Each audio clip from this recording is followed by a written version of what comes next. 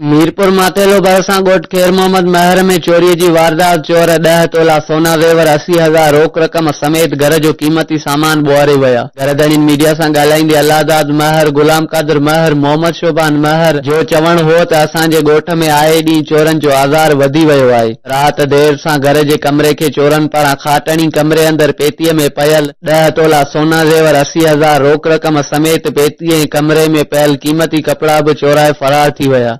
अहिड़ो इतला मीरपुर माथेलो पुलिस खे कयो वियो, जंहिं बाद पुलिस जाइ वारदात ते पहुची पाड़े वारनि जा जांच पड़ताल करे वाक़े जी एंथी दाख़िल करे हिकु जवाबदार ज़फर अली महर खे गिरफ़्तार करे पुछा ॻाछा शुरू करे छॾी। थी विया असांजी राति जो हुनमें ज़ेवर भी आहिनि, 8 तोला लुकड़ी आहे, 2 जोड़ा काउंटन जा आहिनि। 8 लॻी आहे, 12 बजे असांजी चोरी थी आहे। 8 ॼणा 5 ॼणा हुया आहिनि, इहे खणी विया आहिनि। छा चोरी करे विया न मड़? चोरी बाया ज़ेवर